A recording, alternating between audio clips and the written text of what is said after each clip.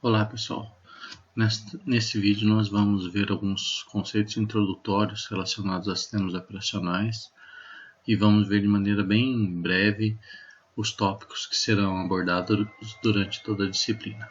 Vamos lá. Em primeiro lugar, vamos analisar os componentes de um sistema computacional.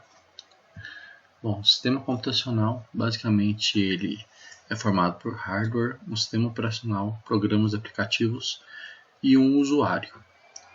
O hardware são os recursos físicos básicos para o processamento, como CPU, memória, disco, dispositivos de entrada e saída. O sistema operacional, como nós já vimos brevemente em vídeos anteriores, controla e coordena o uso do hardware através de abstração, gerência, política, criação de política e mecanismos de controle. Os programas aplicativos, eles são executados sobre o sistema operacional e utilizam recursos do hardware para fornecer respostas e funcionalidades aos usuários. Os usuários podem ser pessoas, máquinas ou outros computadores. Então, baseado nesses componentes, nós temos a possibilidade de termos diversos usuários sobre o sistema e os programas de aplicação. Todos eles usam como base o sistema operacional que está instalado sobre um hardware específico. Então vocês vejam aqui, esses usuários podem ser diversos processos ou diversos programas dentro do sistema também. E o que vem a ser um sistema operacional? O sistema operacional é uma camada de software responsável por fornecer abstração e gerência do hardware, de modo que o usuário não precise conhecer o hardware ou conhecer o funcionamento daquilo que está abaixo desta camada de software. O sistema operacional também fornece políticas e mecanismos para o controle de cada um dos dispositivos que estão sob seu controle. Nós temos aqui, mais uma vez, essa ilustração.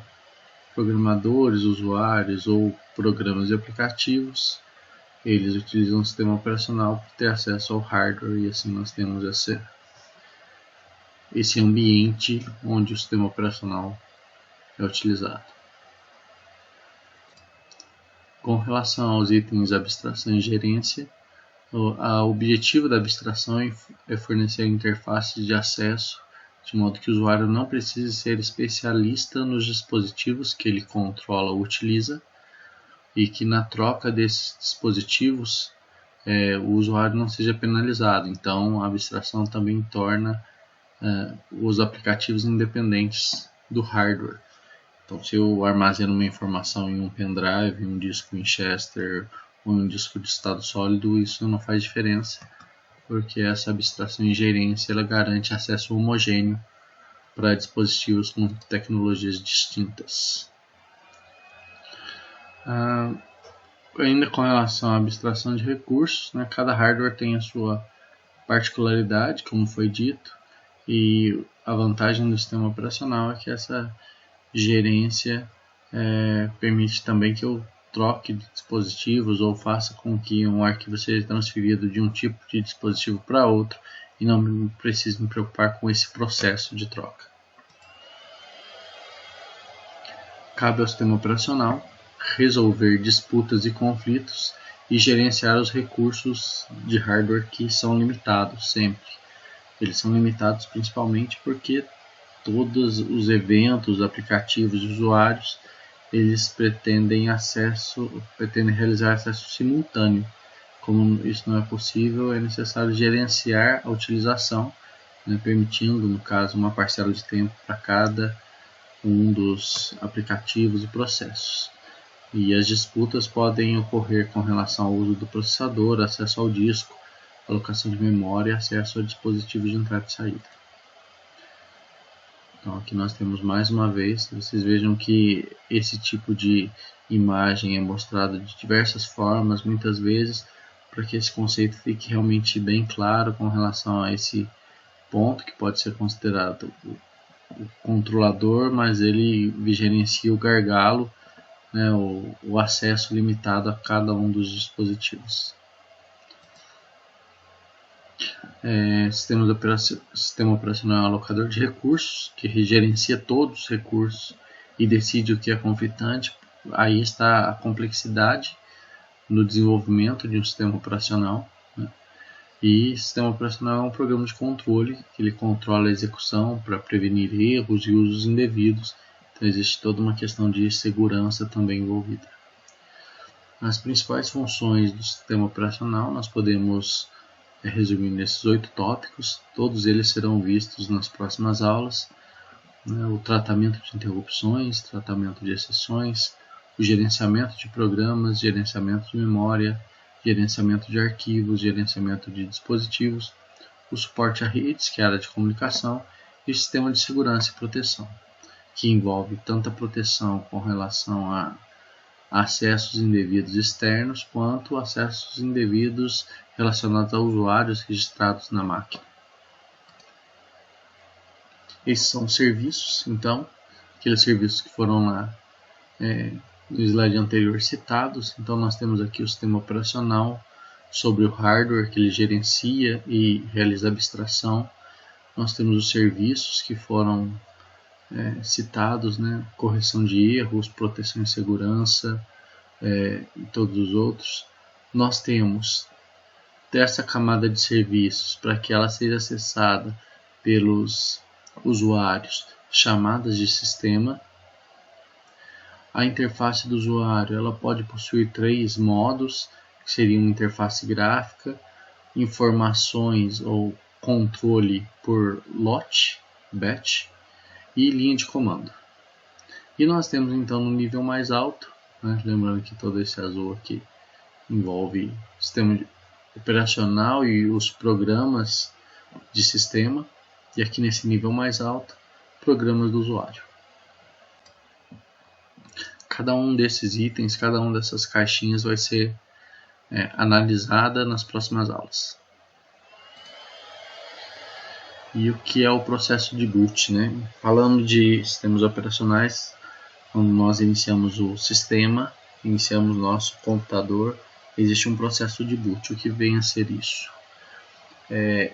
O sistema de boot ou o programa de bootstrap é o programa ligado carregado quando nós ligamos ou reiniciamos o computador.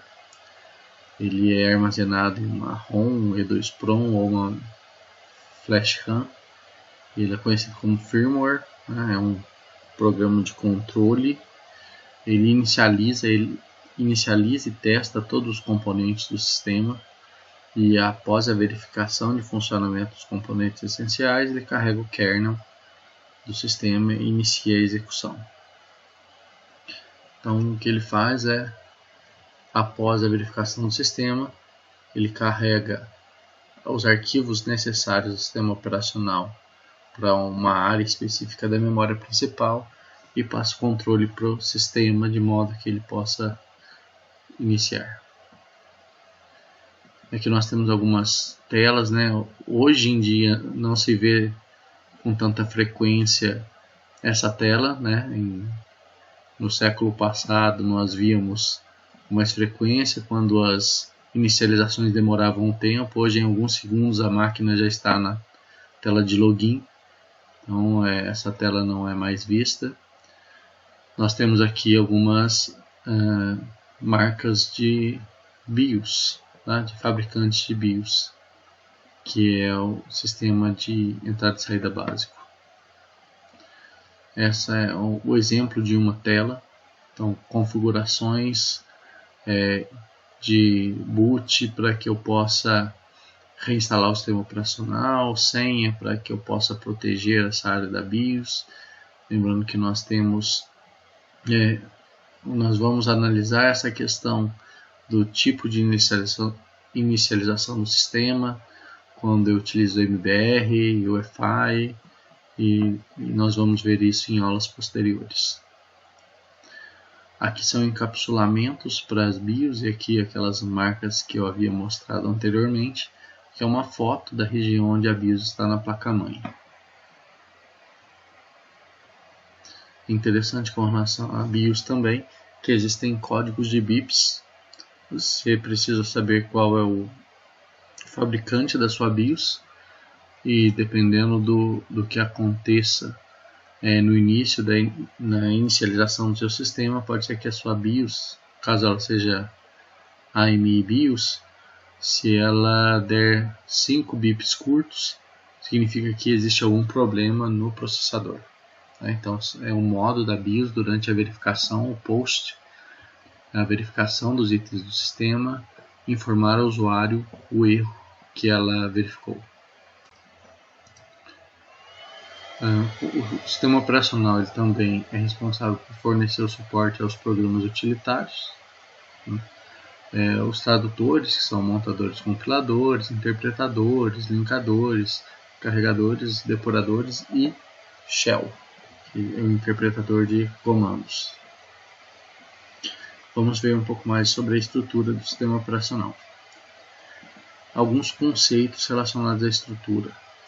Um sistema pode ser monoprogramado ou multiprogramado. Okay?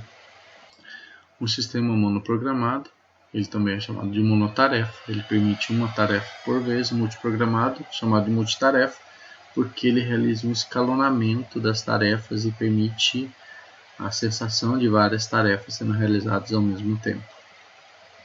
Eles podem ser em lote, não preemptivos ou preemptivos.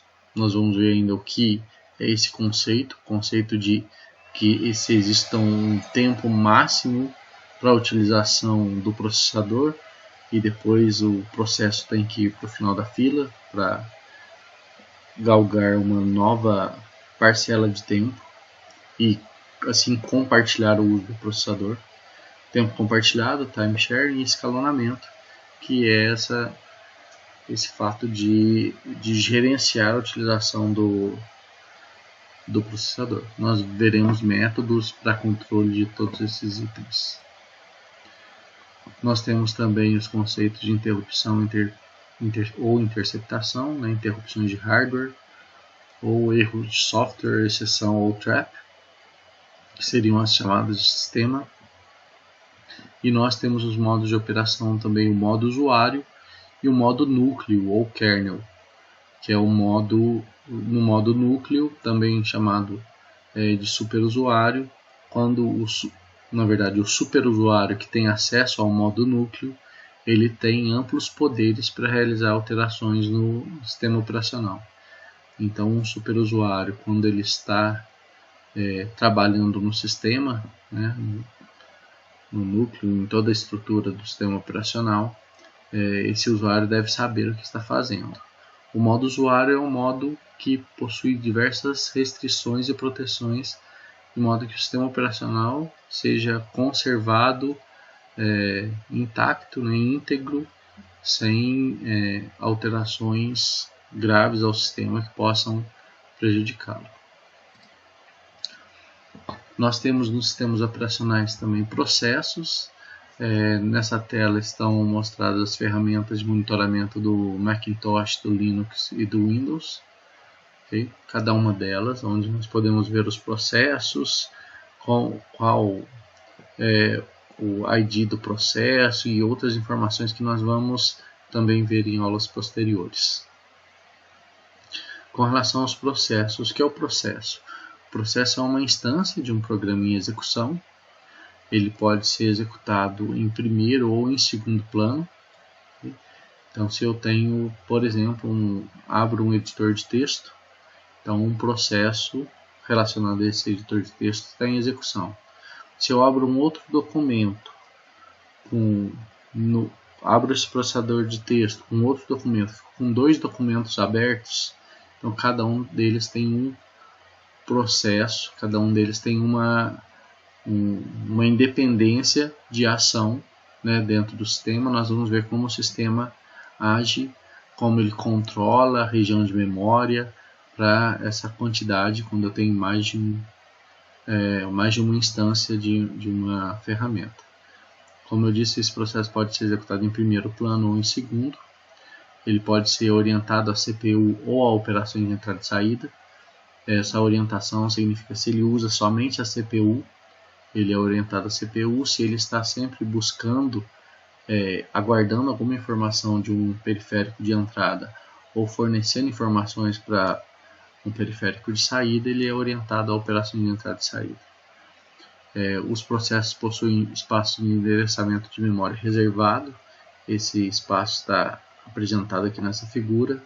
Então tem uma pilha, eu tenho uma região de crescimento aqui de informações, né, que tem uma flexibilidade para a utilização de informações. Eu tenho meus dados e meu código relacionado ao meu processo.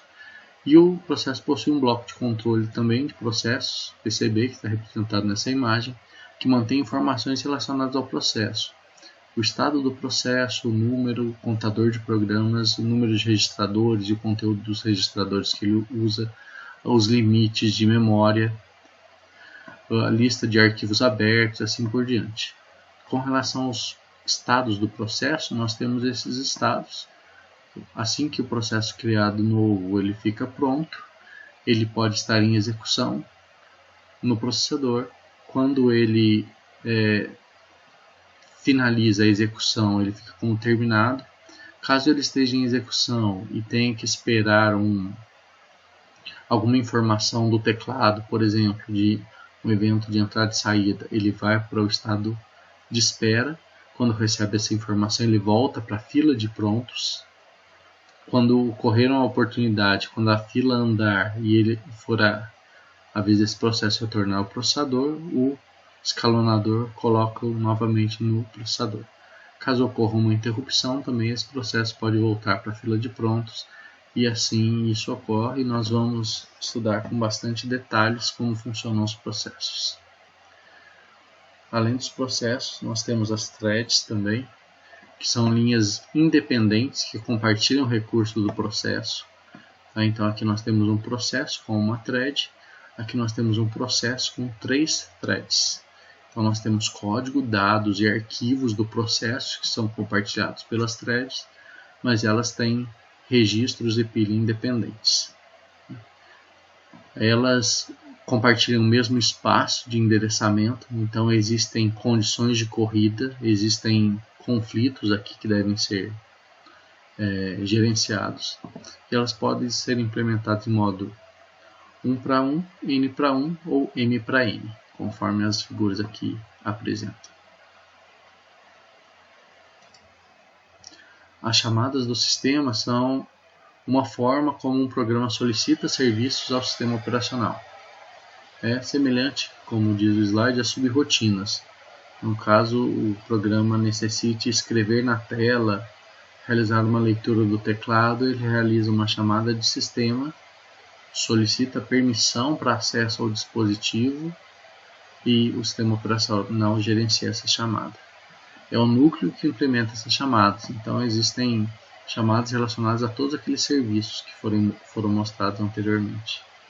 E uma variação dessas chamadas é o microkernel. Os serviços básicos são implementados pelo microkernel e o kernel implementa os demais serviços. Bom, um exemplo de chamada de sistema nós temos aqui. Eu tenho o código de um programa, comando printf. Ele quer imprimir na tela essa mensagem. Então o printf ele realiza uma chamada de sistema. Essa chamada de sistema está relacionada à chamada write. Então existe a chamada de uma biblioteca. Por isso o carregamento das bibliotecas, padrões, elas estão relacionadas às chamadas de sistema. Write então realiza a operação da chamada, que seria pegar essa informação e colocar na tela, né, no console exibida, devolve a resposta e então nesse caso foi executada a chamada de sistema solicitada pelo comando printf, pela instrução.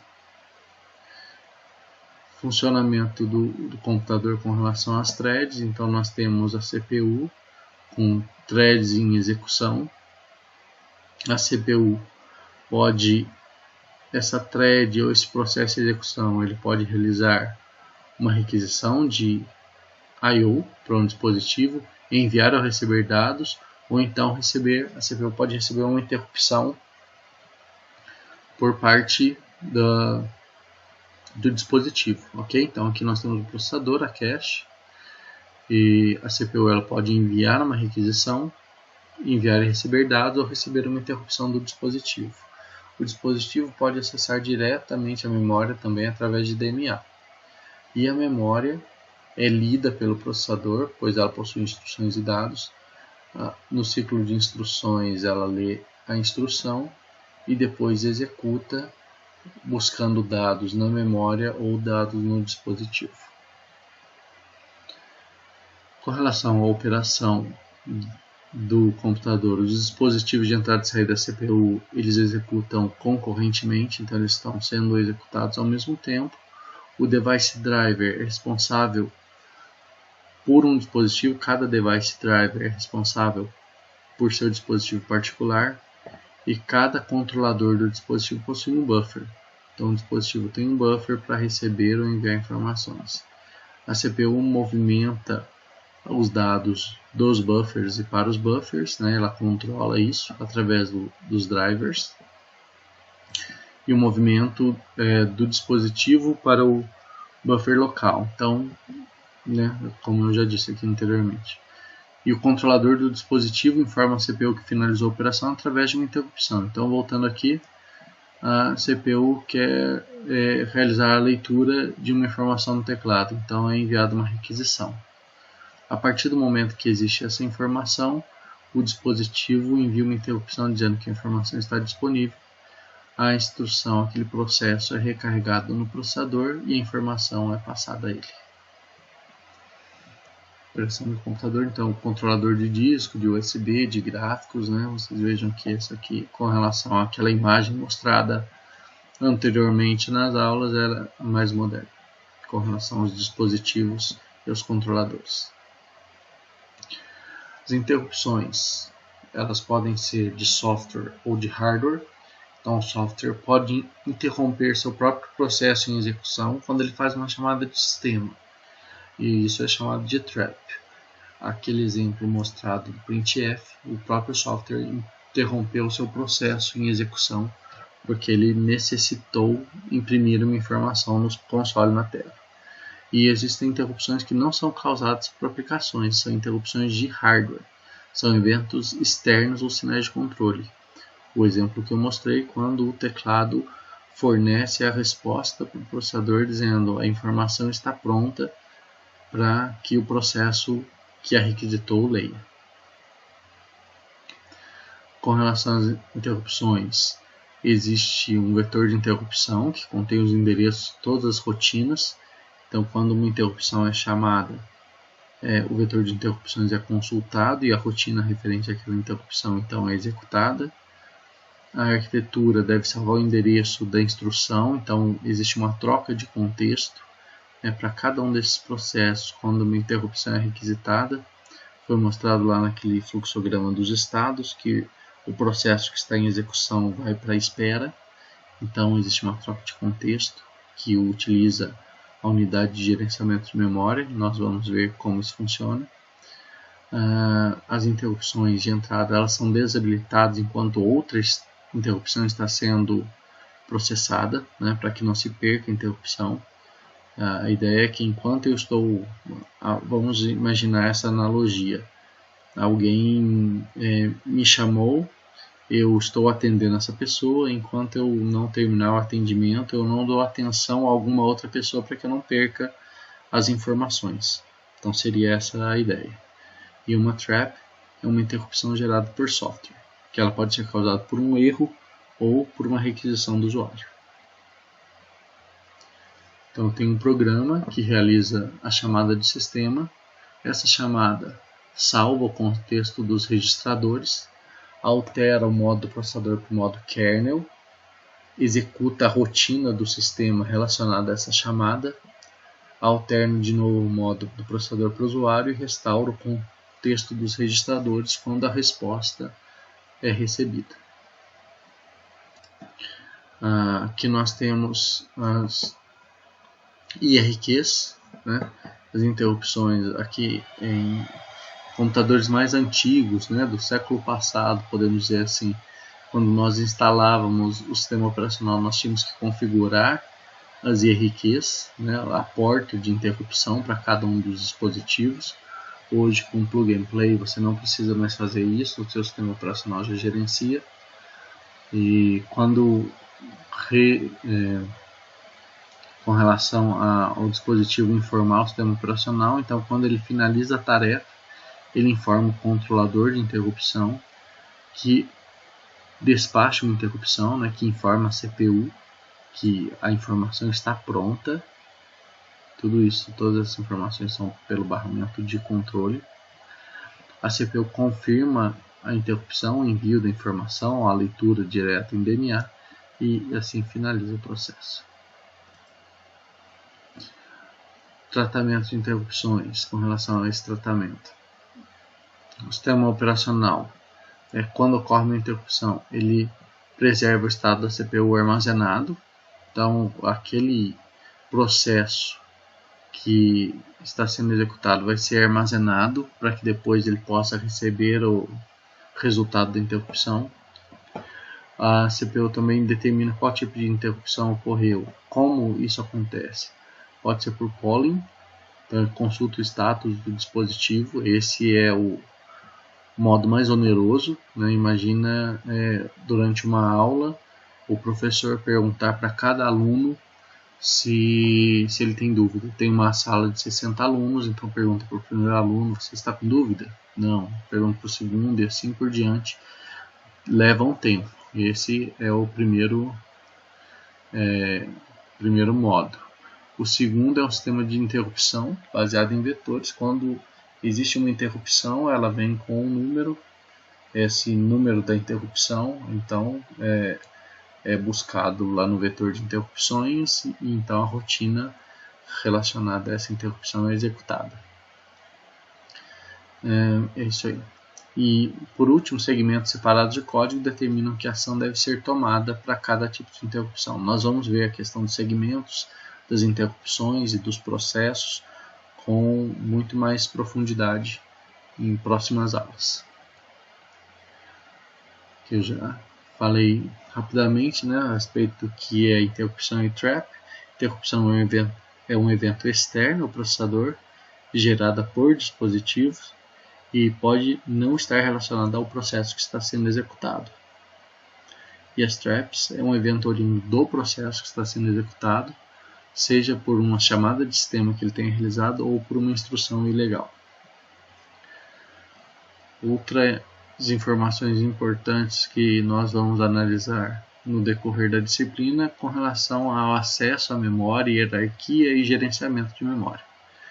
A memória principal é o meio de armazenamento que a CPU pode acessar diretamente.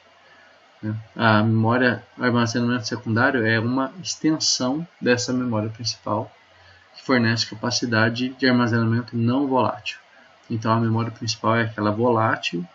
A memória RAM, por exemplo, eu desliguei o computador, então todas as informações, quando a máquina, o meu dispositivo não tem energia, elas são perdidas. O armazenamento secundário, como é um armazenamento não volátil, as informações elas permanecem gravadas. Discos magnéticos, os discos Winchester, SSD, são exemplos de armazenamento secundário não volátil. O acesso direto à memória é utilizado para dispositivos de entrada e saída em condições específicas, em que o processador ele não fica com a responsabilidade de realizar toda a transferência, né, aumentando assim a carga de trabalho do processador. Então o controlador DMA realiza essa transferência e assim alivia o trabalho do processador. Lembrando que dispositivos, por exemplo, sistemas embarcados, dispositivos um pouco mais simples, nem todos eles têm DMA, porque ele é um dispositivo que ocupa espaço, consome potência, consome energia e vai deixar o dispositivo um pouco mais caro. Tá? Mas nós vamos analisar como o DMA funciona também em próximas aulas. o gerenciamento de memória. Todo dado, para ele ser processado, ele precisa estar em memória. Então, por isso a primeira frase, todo dado reside em memória antes e após o processamento. Então, ele é lido, processado e armazenado novamente.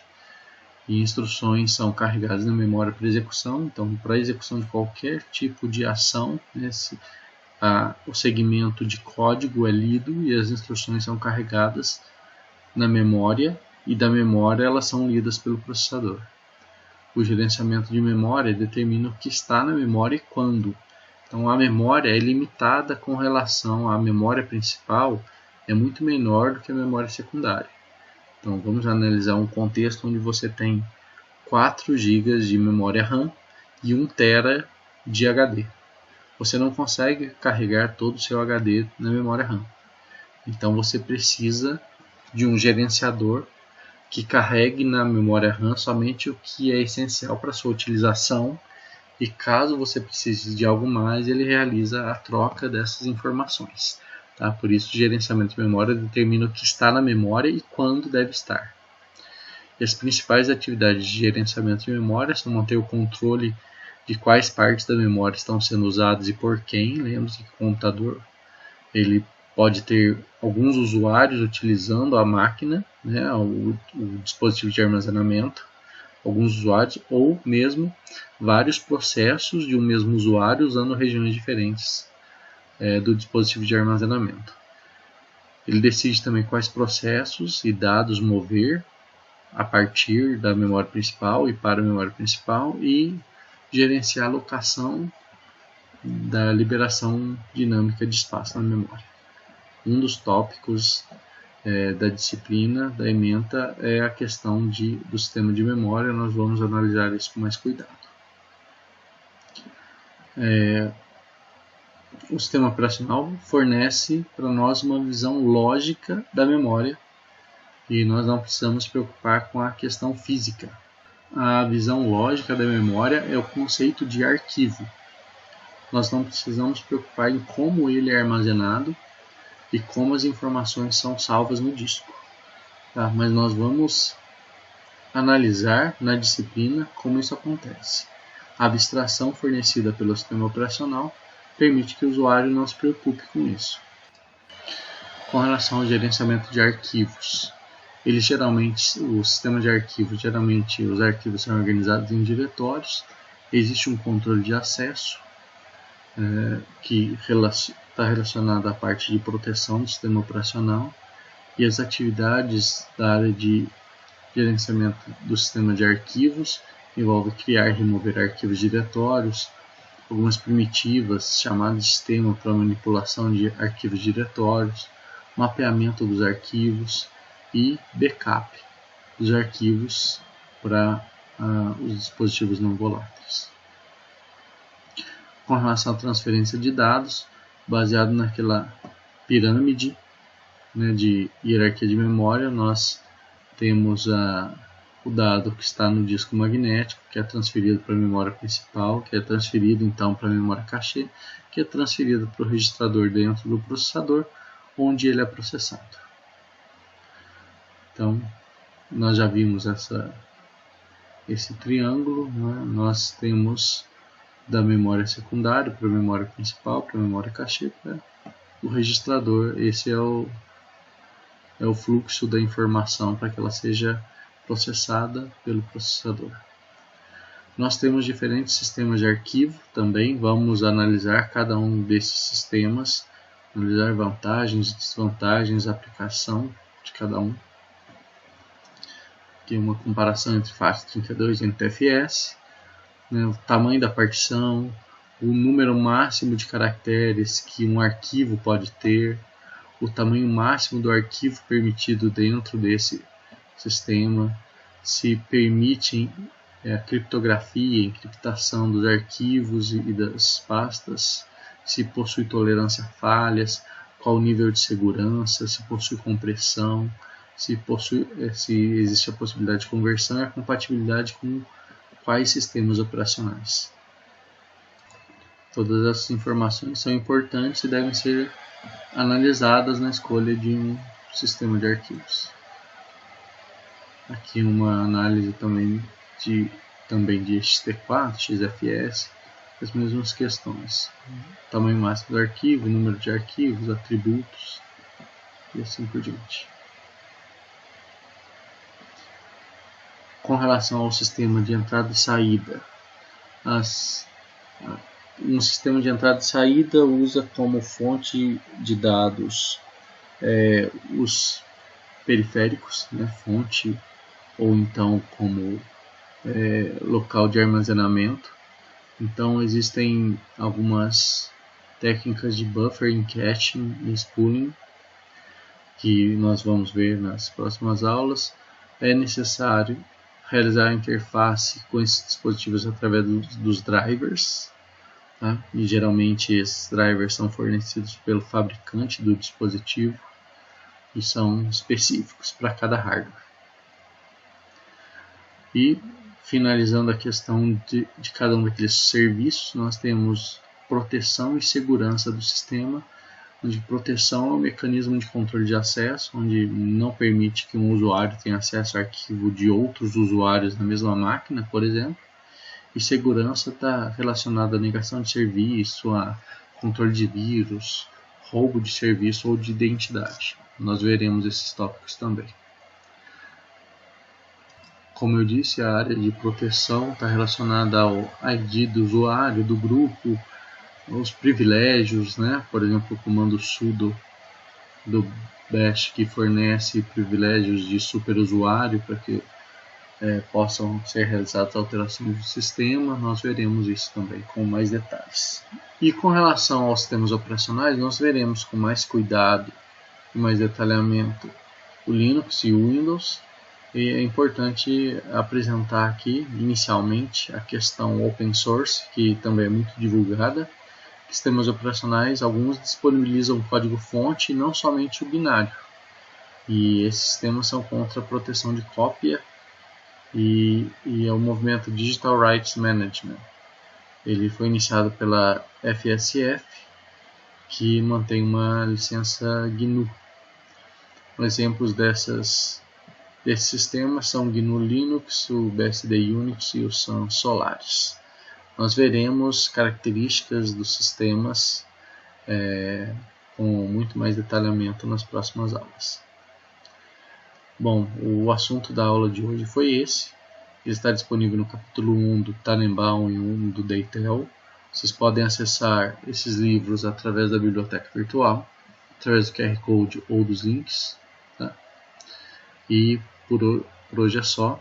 Caso tenham alguma dúvida, eu estou à disposição. É isso aí, muito obrigado.